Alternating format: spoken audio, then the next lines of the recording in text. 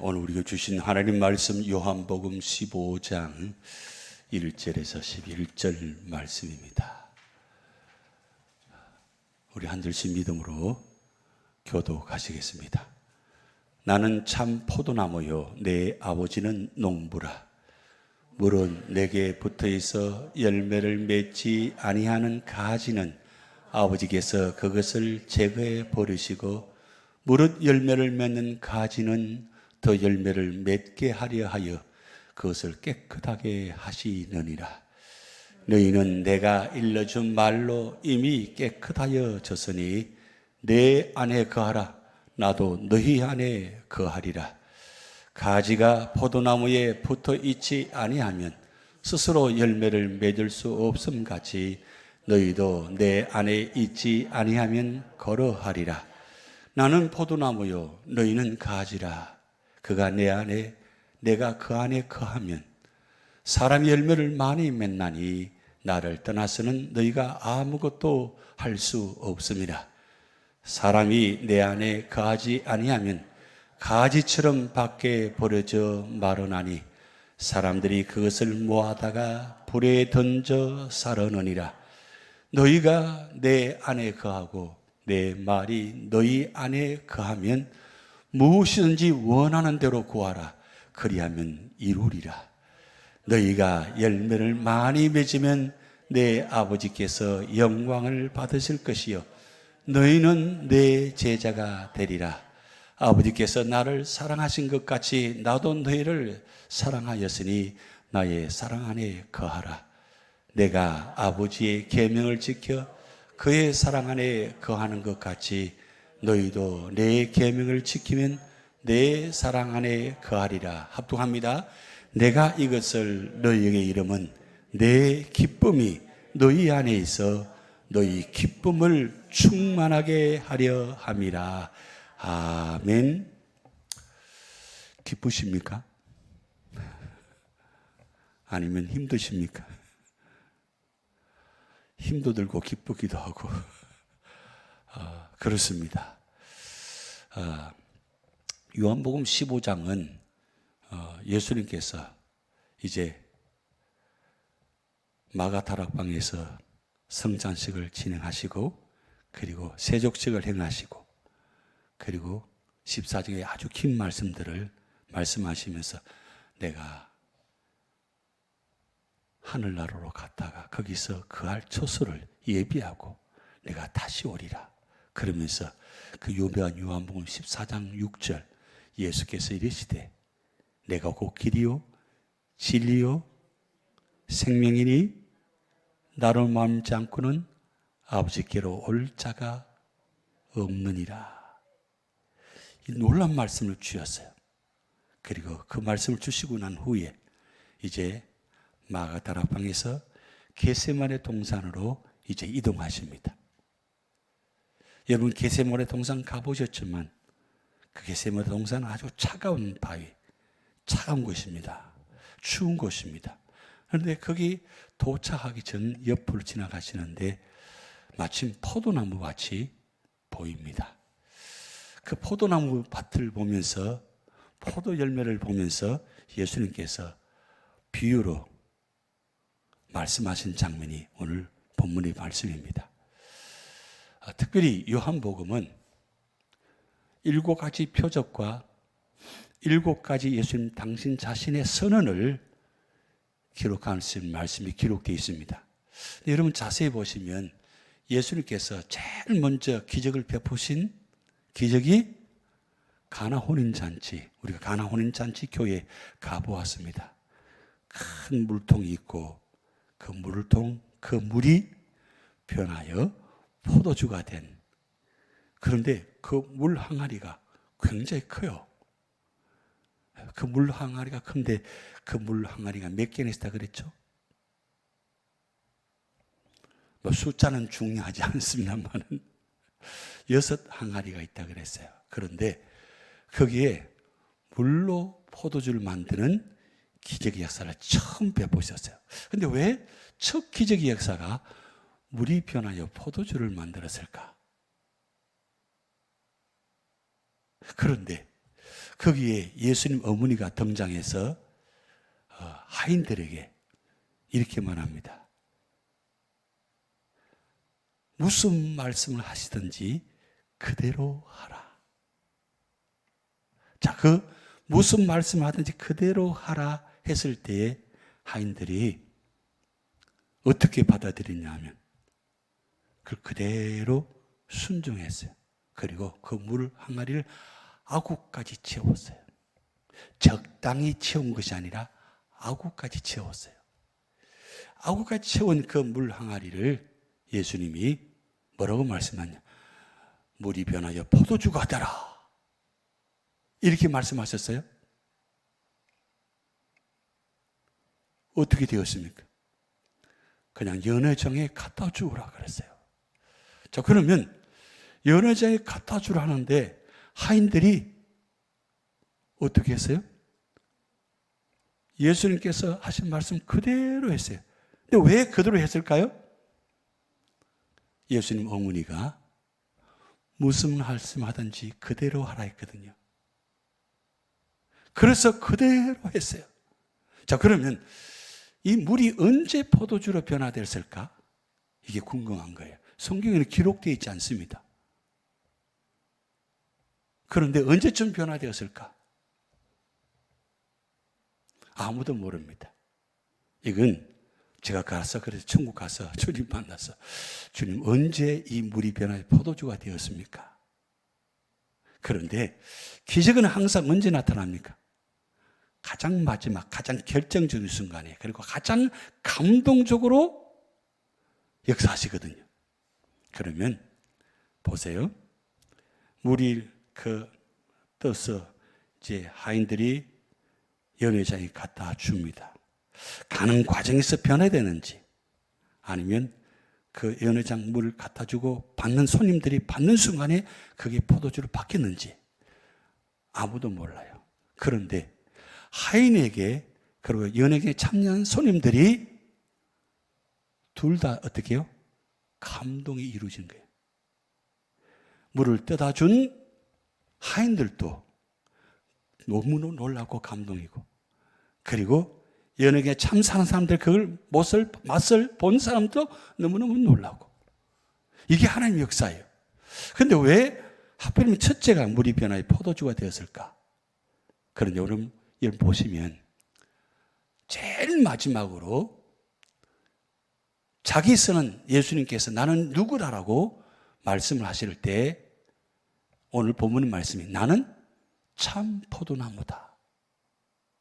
자, 그러면 제일 첫 번째 기적과 제일 마지막 예수님의 자기 선언과 보면 어떻게 연결이 되는 것 같아요? 안 되는 것 같아요? 예수님께 하신 모든 일들은 우연하게 그저 되어지는 것이 아닙니다. 철저한 계획 속에 진행됩니다. 자, 그래서 물이 변하여 포도주가 되는 이 포도주, 이게 어디로부터 나옵니까? 포도나무로부터 포도여물을 통해서 나타나거든요.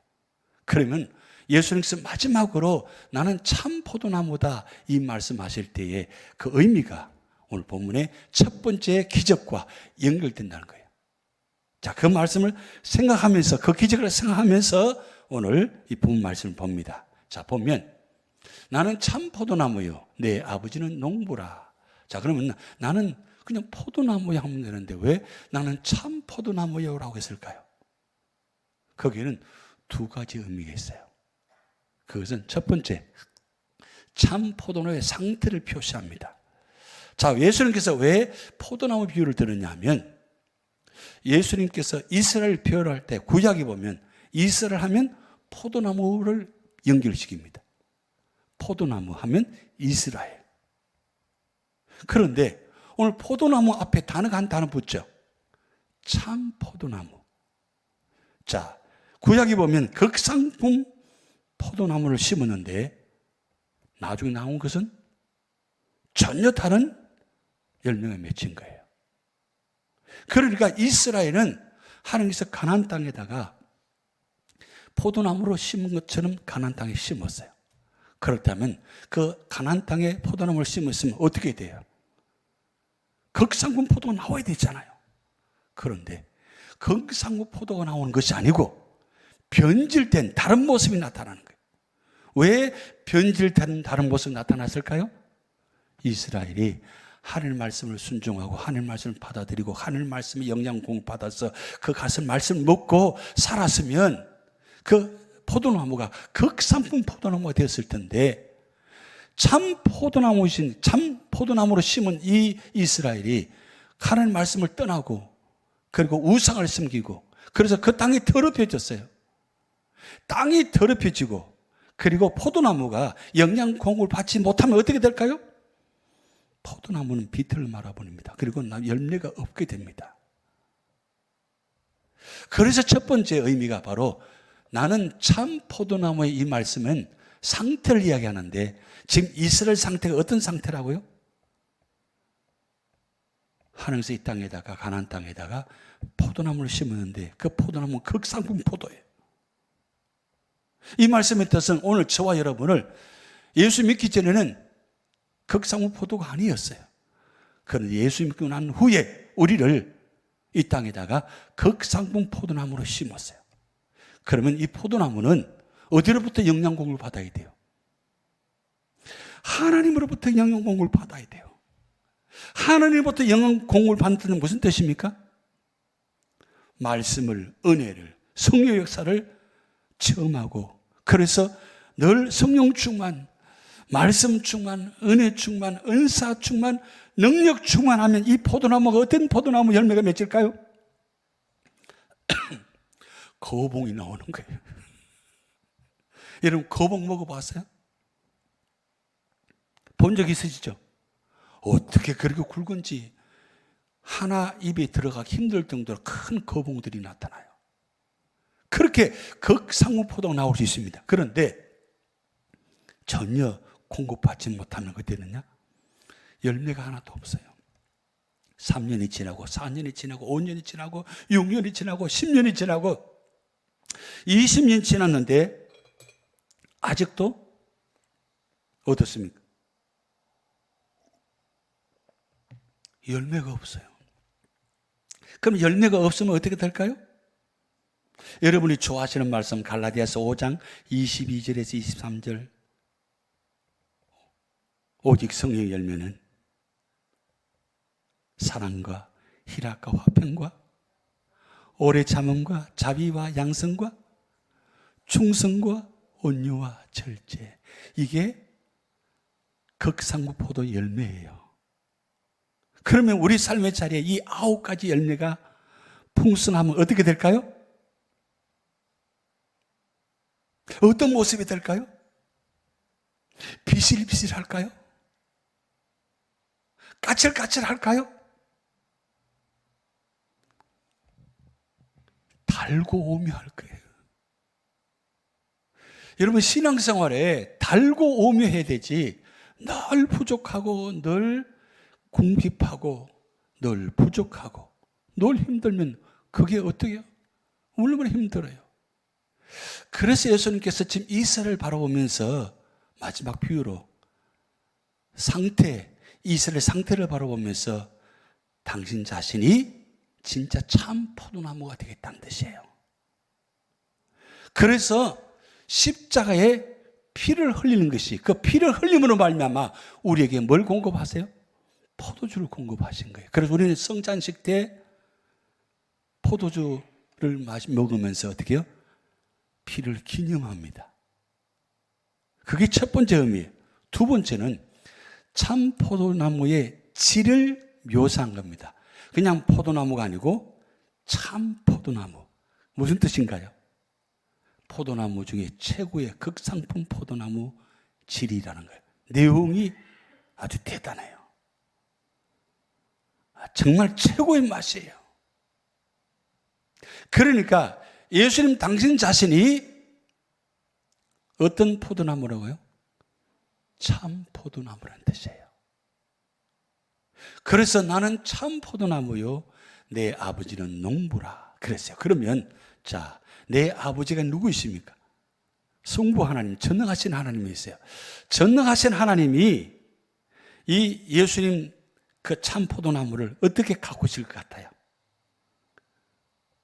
일반적으로 포도농사 짓는 농부가 그 포도농사를 지을 때 얼마나 계획 속에 철저하게 농사를 짓잖아요. 포도나무를 재배하잖아요. 왜 그렇게 하는 겁니까? 포도 열매를 아름답게 맺히게 하기 위해서, 많이 열매 맺히게 하기 위해서, 그래도 그 열매 중에 최고의 극상품 열매가 맺게 하기 위해서 농부는 정말 최선을 다해서 준비합니다. 그런데 그렇게 했는데도 열매가 맺히지 못할 때가 많습니다. 그런데 우리 하나님 아버지가 농부가 되시면 어떨까요? 그 포도나무는 어떤 열매가 맺힐지 이러면 상상을 초월하겠죠. 보세요. 농부가 하나님 아버지입니다. 그 포도나무가 뭐요? 예수님이세요. 그러면 열매가 어떨까요? 대단하겠죠. 자, 그러면서 물은 내게 붙어 있어 열매를 맺지 아니하는 가지는 아버지께서 그것을 제거해 버리시고라고 기록되어 있어요. 이게 두 가지 이 가지가 나타납니다. 자, 그런데 보세요. 농부가 있고, 자, 그다음 포도나무가 있고, 그다음 가지가 있습니다. 그럼 가지는 누구일까요? 가지는 제자들, 저와 여러분이에요. 그러면 가지는 무슨 역할을 하느냐? 포도나무에 붙어 있어야 돼요. 가지가 포도나무에 왜 붙어 있을까요? 가지가 포도나무에 붙어 있어야 영양 공급을 받아서 그리고 열매를 맺습니다.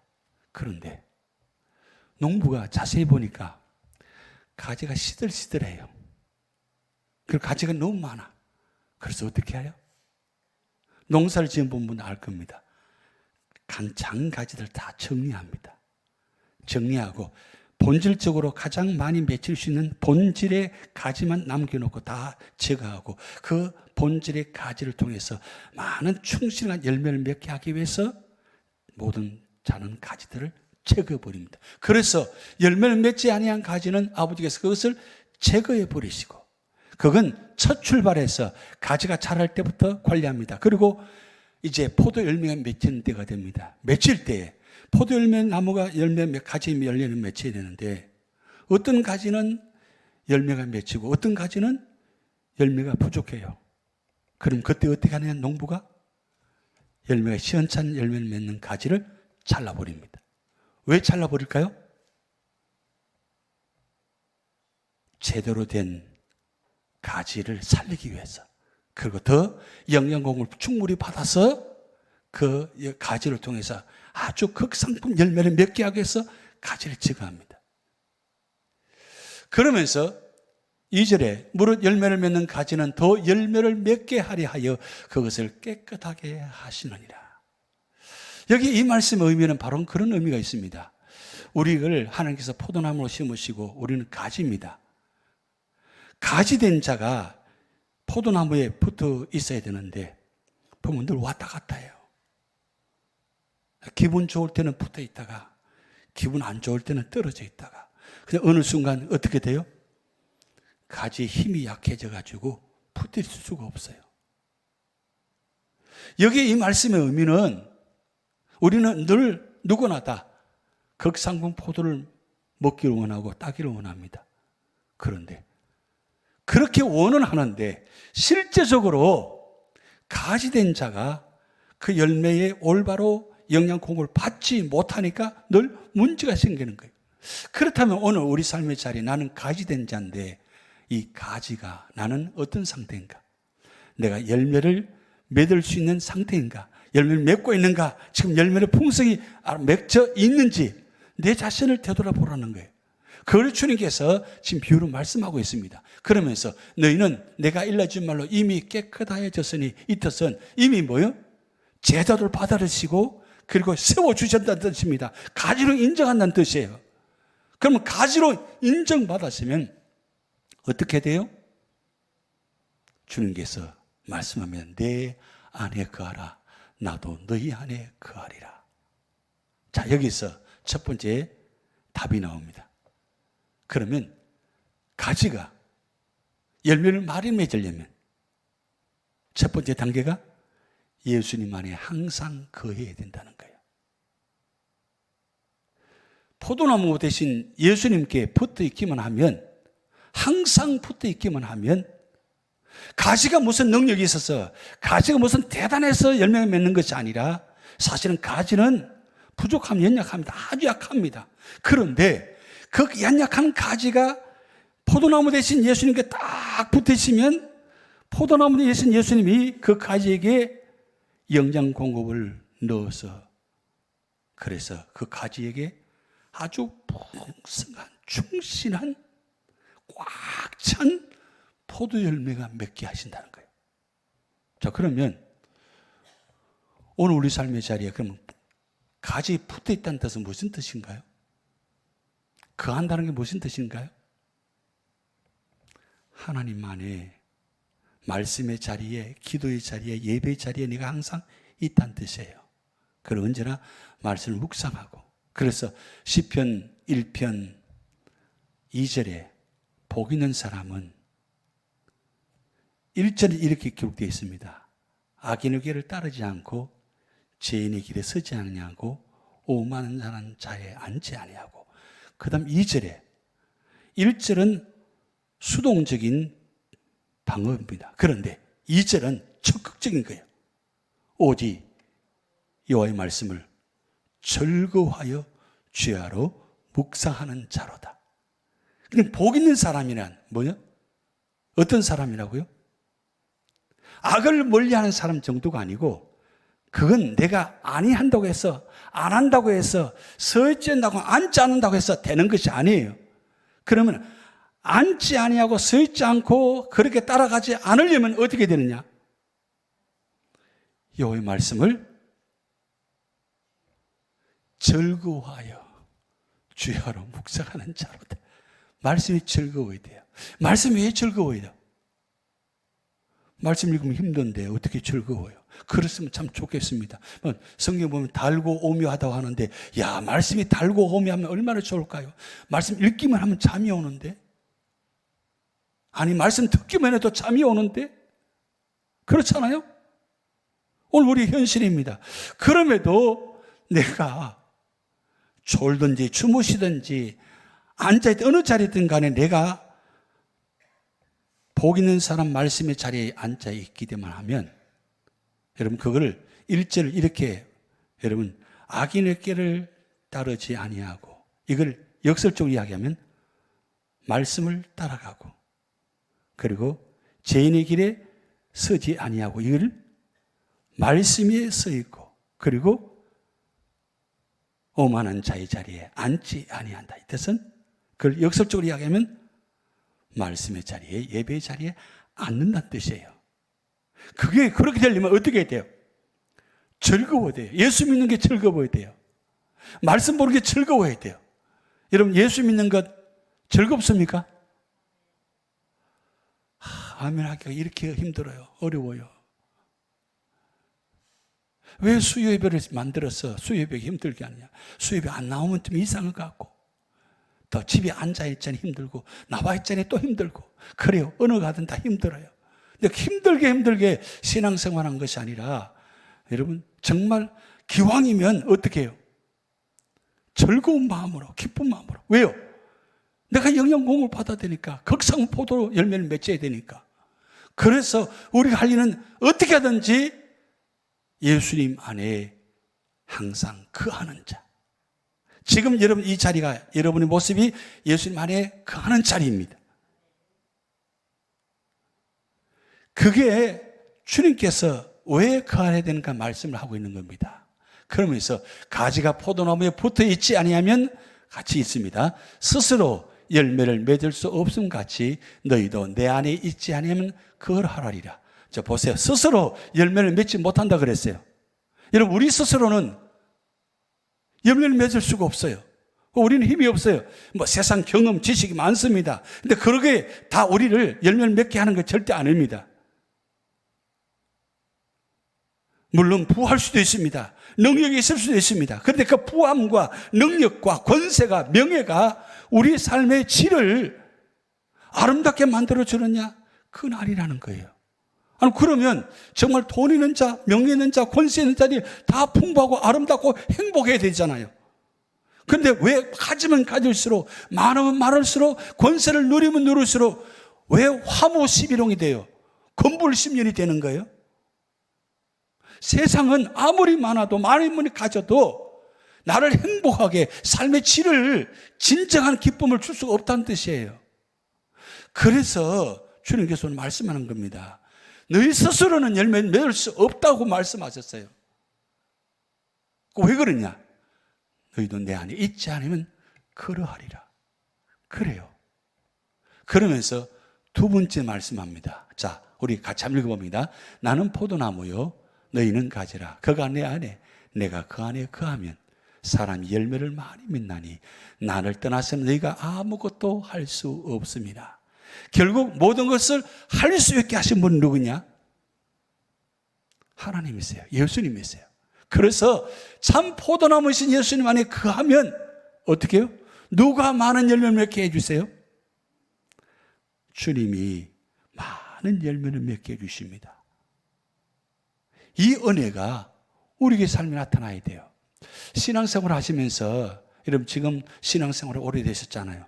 그러면 신앙생활 오래 했으면, 지금쯤 이 정도 되면, 이만큼 되면, 예배 드린 것이 당연한 것이고, 기도하는 것이 당연한 것이고, 말씀 보는 것이 당연한 것이고, 그리고 예수님 안에 항상 내가 마음을 품고, 그래 사랑하는 것이 당연한 것인데, 당연한 것이 아닐 때가 있다 많다는 거예요. 그게 진짜 문제예요. 그러다 보니 결정적인 순간에, 열매가 딱 맺히는 시간에 놓쳐버리는 거예요. 이제 그동안 3개월, 4개월, 이제 봄, 여름, 이제 가을까지, 직전까지 갔어요. 그런데 가을이 되면 이 포도나무 열매가 맺혀야 돼요. 맺혀야 되는데, 보면 그토록은 똑같이 자라는데 가장 결정적인 순간에 가서 열매가 없어요. 포도나무에 열매가 없으면 어떻게 돼요? 박해버린다고 했잖아요. 그래서 사람이 내 안에 거하지 않으면 가지처럼 밖에 버려져 마르나니 사람들 그것을 모아다가 불에 던져 사르느니라. 자, 그러면서 7절 같이 있습니다. 너희가 내 안에 거하고 내 말이 너희 안에 거하면 무엇인지 원하는 대로 구하라. 그리하면 이루리라. 자, 여기서 굉장히 중요한 진리가 나옵니다. 너희가 내 안에, 우리가 주님 안에 거합니다. 그러면 거기에 연결된 것은 내 말이 너희 안에 거하면, 이 말이 뭘까요? 말씀이에요. 말씀이 내 안에 거하면요, 내 말이 너희 안에 거하면 무엇인지 원하는 대로 구하라. 이 뜻은 내 말이 너희 안에 들어가서 그 말씀을 붙들고 기도하면, 구하면 어떻게 된다고요? 무엇이든지 원하는 대로 구하라. 그리하면 이루리라. 왜 우리가 다 얻지 못할까요? 그렇게 많이 구하는데. 무엇을 가지고 구하느냐, 이게 지금. 여러분, 무엇을 가지고 구하는 거 있습니까? 무엇을 가지고 기도하고 계세요? 내 생각, 내 뜻 가지고 구하고 있어요? 아니면 하나님 뜻 가지고 말씀 붙들고 기도하고 있어요? 이게 진짜 중요한 말씀이에요. 그래서 우리가 말씀을 보고 말씀을 가지고 기도하는 이유가 바로 거기 있는 겁니다. 기왕이면 말씀을 붙들고 기도하셔야 돼요. 그래야 무엇이든 원하는 대로 구하라. 그리하면 이루리라 말씀하셨어요. 자, 그러면서 너희가 열매를 많이 맺으면 내 아버지께서 영광을 받으실 것이요 너는 내 제자가 되리라. 영광과 제자는 아무에게나 주어지는 것이 아니라는 거예요. 열매를 맺는 자에게 주어질 것이라고 합니다. 자, 그러면 9절에 이렇게 말씀 기록해 놓았어요. 자, 같이 합독합니다. 아버지께서 나를 사랑하신 것 같이 나도 너희를 사랑하였으니 나의 사랑 안에 거하라. 자, 아버지가 누구를 사랑한다고요? 예수님을 얼마나 사랑하시는지 아주 공개적으로 하늘문을 여시고 3번이나 이는 내 사랑 아들이요 내 기뻐하는 자라 이렇게 말씀하셨어요. 그 여러분 아시죠? 모든 사람이 보는 앞에서 하늘문을 여시고 하나님 아버지께서 아들에게 이는 내 사랑하는 아들이요 내 기뻐하는 자라. 자, 그러면 하나님 아버지로부터 사랑받은 예수님의 모습 어때요? 비굴하세요? 외롭게 그렇게 고독하게 계셨어요? 아닙니다. 얼마나 자존감이 대단하시고 아주 자신감이 얼마나 대단하시고, 그리고 그 정체성을 가지고 나는 하나님부터 사랑받는 아들이다. 이 사랑받는 아들 되신 예수님이 아주 계획대로 철저히 모든 걸 당당하게 일을 해나가시잖아요. 그게 마태, 마가, 누가, 요한복음에 말씀이 기록되어 있어요. 그렇다면 오늘 저와 여러분은 어떠세요? 우리는 누구로부터 사랑받고 있어요? 나도 너희를 사랑하였으니, 주님께서 우리를 사랑하고 계세요. 하나님 아버지께서 하나님 아들을 사랑하시고 하나님 아들 되신 그분이 우리를 사랑하세요. 근데 그 사랑의 결정체가 뭐예요? 죽기까지 사랑한, 이처럼 사랑하셨어요. 그 죽기까지 우리를 사랑하셨어요. 그 사랑의 결정체, 우리는 사랑을 받았어요. 그럼 우리는 어떻게 돼요? 나의 사랑 안에 거하라 그랬어요. 그 뜻은 사랑을 받으라는 뜻이에요. 사랑을 받으라는 거예요. 근데 사랑을 받으려고 안 해요. 사랑 받으려면 어떻게 해야 돼요? 예수를 만나야 돼요. 만나서 그 사랑을 받아야 돼요. 받으면 10절에 이렇게 말씀났다면, 내가 아버지의 계명을 지켜 그의 사랑 안에 거하는 것 같이 너희도 내 계명을 지키면 내 사랑 안에 거하리라. 그 사랑에 조건이 있어요. 예수님은 하나님부터 사랑을 받았어요. 그런데 예수님은 그 사랑받으면서 뭘 지켰느냐? 계명을 지켰어요. 구약에 예언된 모든 말씀들을 마지막까지 지켰어요. 왜 그래요? 하나님 아버지가 나를 사랑하고 그 사랑하신 아버지께서 나에게 말씀하신 그걸 그대로 다 지켰어요. 그렇다면 오늘 우리가 어떻게 해요? 우리도 주님처럼 계명을 지키면 내 사랑 안에 거하리라 그래요.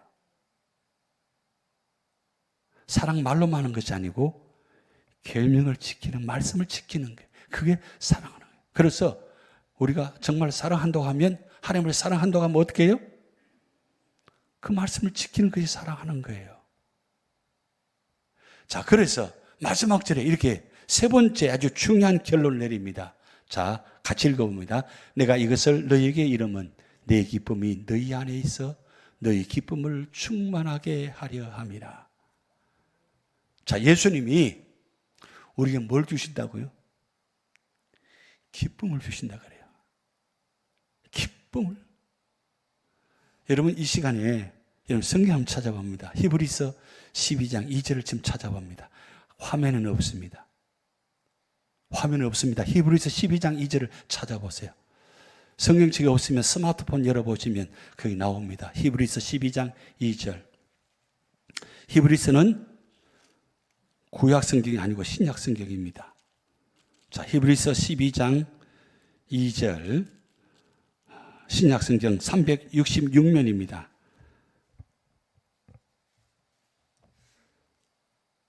같이 합독합니다. 시작. 믿음의 주여 또 온전하게 하신 예수를 바라보자. 그는 그 앞에 있는 기쁨을 위하여 십자가를 참으사 부끄러움을 개의치 아니하시더니 하나님 보좌 우편에 앉으셨느니라. 여기 기쁨이라는 단어를 표시해 놓으세요. 기쁨. 기쁨이 뭘까요? 구원받고 믿음의 자리에, 말씀의 자리에 있는 상태를 기쁨이라고 합니다.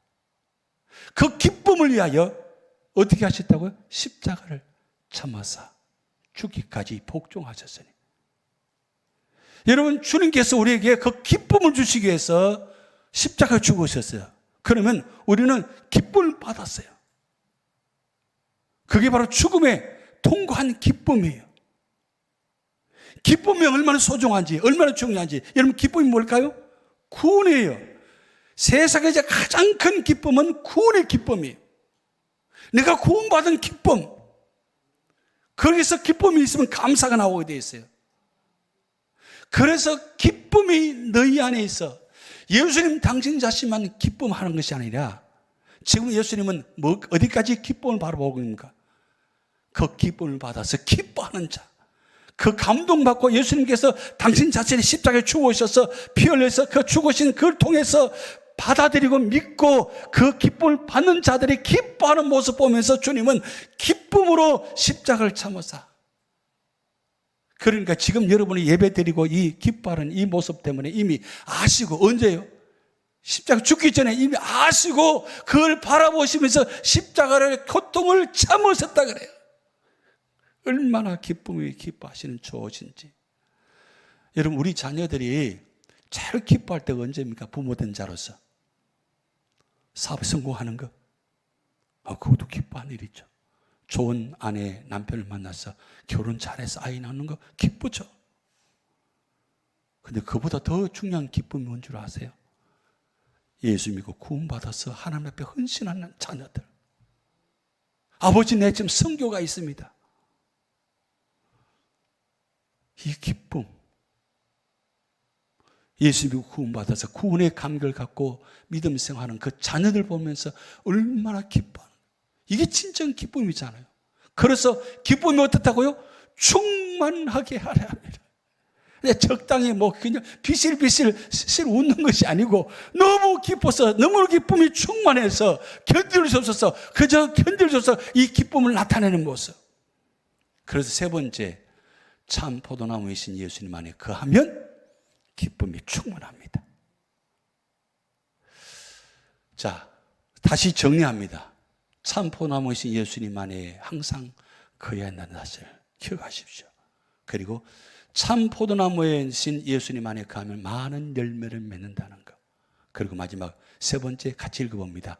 참 포도나무이신 예수님 안에 거하면 기쁨이 충만합니다. 자, 여러분, 이 기쁨이 이게 퍼져서 9가지가 돼요. 자, 갈라디아서 5장 22절 23절 같이 합독합니다. 시작. 오직 성령의 열매는 사랑과 희락과 화평과 오래 참음과 자비와 양성과 충성과 온유와 절제니 이 같은 것을 금지할 법이 없느니라. 그래요. 세상 누구도 이걸 금지할 수가 없어요. 너무 충만하니까. 오늘 우리 교회가 이 예수님께서 마지막 겟세마네 동산에서 기도하기 직전에 주신 귀한 말씀, 나는 참 포도나무다. 그 참 포도나무이신 주님을 우리가 모시고, 우리 교회가, 여러분 가정이, 여러분이 모시고 살 때 여러분 삶의 자리에 이런 놀라운 풍성한 열매가 맺어질 줄 믿습니다. 주님 다시 오실 때까지 나는 이 길을 가리라. 함께 찬양 드립니다.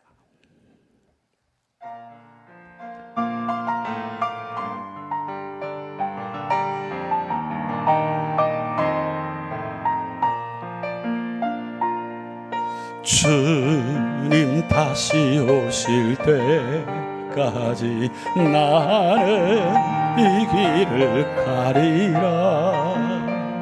좁은 문, 좁은 길, 나의 십자가 지고